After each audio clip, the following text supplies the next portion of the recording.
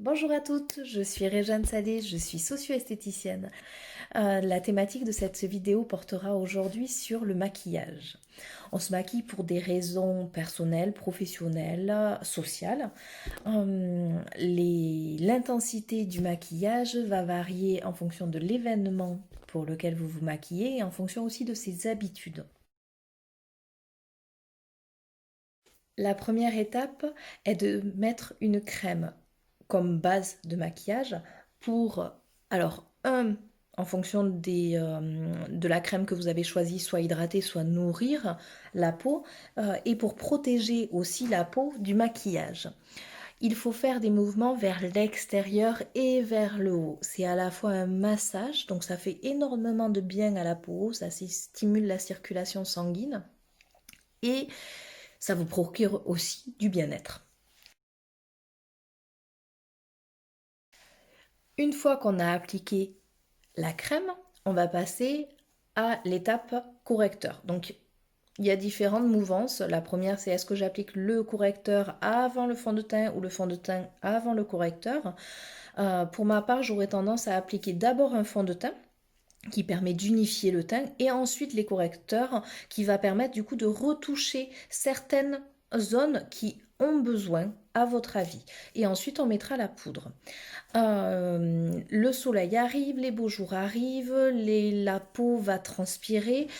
Le fond de teint n'est pas forcément utile parce que le fond de teint va obstruer les pores de la peau et donc empêcher la peau de respirer. Je vais donc mettre un correcteur qui va me permettre juste de corriger les parties qui me semblent avoir besoin d'être corrigées. Pour ma part, c'est les cernes. J'applique en tapotant pour pouvoir garder la structure lacunaire de la peau. C'est une structure, en fait, quand on regarde de plus près la peau, elle a plein de petits trous, c'est les pores de la peau.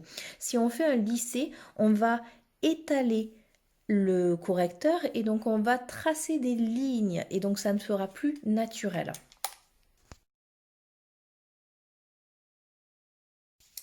On va passer à l'étape poudre libre avec un pinceau. Vous allez pouvoir appliquer de la poudre libre sur tout votre visage. L'objectif de cette poudre libre, c'est d'unifier le teint, d'absorber la brillance due au sébum ou à un excès de transpiration et ça va permettre de modeler aussi le visage. Nous allons passer à l'étape maquillage des yeux. Pour le maquillage des yeux, il y a la possibilité d'avoir des crayons, des cols, des mascaras, du fard à paupières. Tout va dépendre de vos habitudes et de ce que vous souhaitez mettre sur vos yeux. Pour le crayon, il faut appuyer et tirer la paupière de manière à fermer l'œil mais avoir la paupière qui soit lisse. Une fois que vous avez fait ça, vous allez appliquer de l'extérieur vers l'intérieur votre crayon. Le but est de créer une ligne par-dessus la ligne de cils. Une fois qu'elle est faite, vous passez à l'autre. Chaque étape faite sur un œil, vous la reproduisez sur l'autre œil, de manière à avoir un maquillage qui avance un après l'autre. Une fois que vous avez fait ce trait de crayon, vous pouvez avoir la possibilité de faire un trait de crayon en bas. Le crayon en bas, c'est pour des personnes qui ont des grands yeux. Le crayon juste sur cette partie-là de l'œil est pour toutes les personnes. Si on ferme l'œil en entier, ça va rétrécir les yeux. Une fois qu'on a fait les traits de crayon, on va utiliser alors soit un pinceau si on a, sinon on peut utiliser des cotons-tiges, c'est parfait aussi, pour appliquer le fard à paupières. Le fard à paupières, c'est la partie foncée de votre fard à paupières, la couleur la plus foncée est à l'extérieur de l'œil et la partie claire sera à l'intérieur. Donc j'applique toute la partie foncée ici et je rabats. Donc je fais toujours un mouvement de l'extérieur vers l'intérieur et je monte. Une fois que c'est fait, l'intensité me convient ou est trop forte. Si elle est trop forte, je prends mon pinceau à blush et j'atténue pour diminuer, ou au contraire l'intensité n'est pas assez forte et là dans ces cas-là, je rajoute de la matière. Il vaut mieux faire petit à petit et rajouter de la matière pour pouvoir avoir une intensité de plus en plus importante plutôt que enlever. C'est un petit peu plus compliqué. J'ai fait cette partie de cet œil-là, je fais cet œil-là. La lumière du maquillage va énormément jouer. Comme vous le voyez, je n'ai pas du tout la même lumière sur cette partie du visage que sur l'autre partie, ce qui est compliqué. Le fait de faire un maquillage avec une lumière naturelle, c'est pour une sortie à l'extérieur avec une lumière naturelle. Si je dois être enfermée toute la journée avec une lumière artificielle, il vaut mieux que je commence mon maquillage avec une lumière artificielle. Une fois qu'on a fait le foncé, on passe au clair. J'essuie sur le dessus de ma main le pinceau pour pouvoir avoir les poils propres de mon pinceau pour utiliser la couleur claire. Les couleurs, il n'y a pas de règle, c'est vous qui aimez tel ou tel type de couleur. On déconseille parfois d'utiliser du bleu pour les yeux bleus ou du vert pour les yeux verts. Pour ma part, c'est en fonction de ce que vous aimez. La partie claire, je pars de l'intérieur et je vais vers l'extérieur. Pareil pour l'autre œil. Une fois que j'ai fait ça, je mets une petite touche sur la partie supérieure de la paupière, donc juste en dessous du sourcil, ce qui va permettre du coup d'avoir un rehaussement naturel, puisque le clair attire la lumière et le foncé creuse. Pour terminer le maquillage des yeux, on va utiliser le mascara. La technique pour appliquer le mascara, quelle que soit la couleur, quelle que soit la forme de votre brosse, c'est de faire des va-et-vient au niveau des cils pour éviter les amas en passant par-dessous. Et si vous avez maquillé au-dessus et utilisé du fard à paupières, donc la poudre du fard à paupières peut tomber parfois sur les cils, c'est pas mal de passer juste un coup au-dessus pour essuyer en fait la poudre de votre fard à paupières.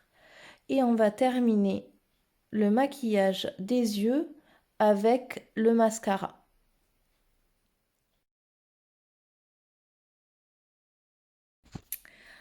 Pour le maquillage des sourcils, on va utiliser une brosse à sourcils ou une brosse à mascara, un crayon et on va faire des petites touches qui va permettre de travailler sur votre sourcil et de faire la ligne. Essayez d'y aller avec parcimonie pour pouvoir avoir une ligne définie mais garder le côté naturel. Donc on va travailler sur les trous que peut avoir votre sourcil et les différences d'intensité de vos poils. Quand vous avez fait ces petites touches, vous pouvez utiliser donc soit votre brosse à mascara usagée et ou une brosse à sourcils et vous allez passer en brossant tout simplement vos sourcils.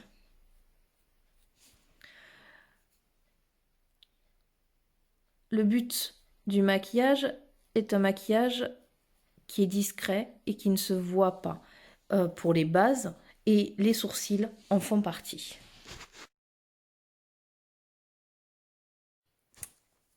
Vos yeux sont maintenant maquillés. Soit vous terminez votre maquillage comme ça, mes yeux sont maquillés, je vais maquiller très très peu mes lèvres.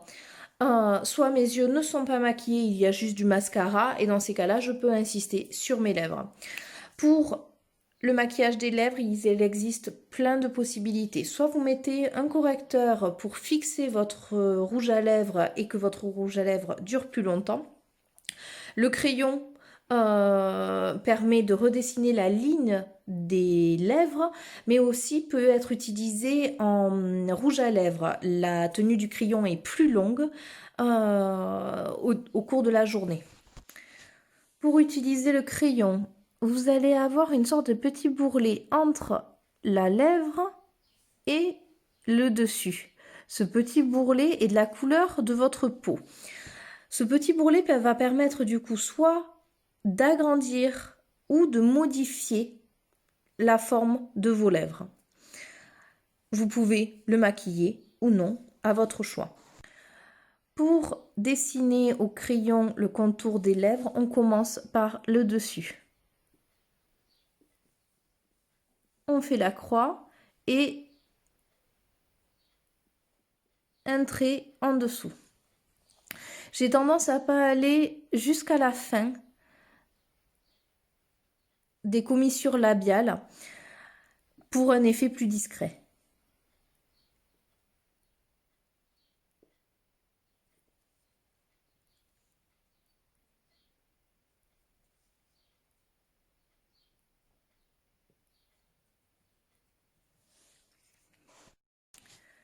Une fois que vous avez terminé votre crayon, soit vous le laissez comme ça et vous le glissez avec votre doigt, ce qui permet d'avoir une tenue longue.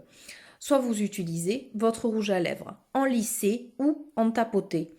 Le fait de tapoter, ça fait un effet naturel. Le fait de lisser, ça donne de la brillance.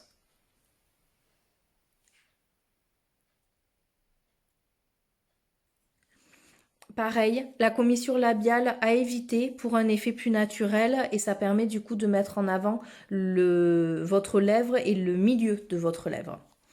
Une fois que le rouge à lèvres est terminé, on va passer au blush.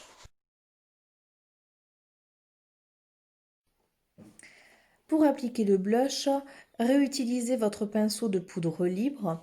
Vous prenez de la matière, un tout petit peu, vous l'appliquez et vous rajoutez en fonction de l'intensité.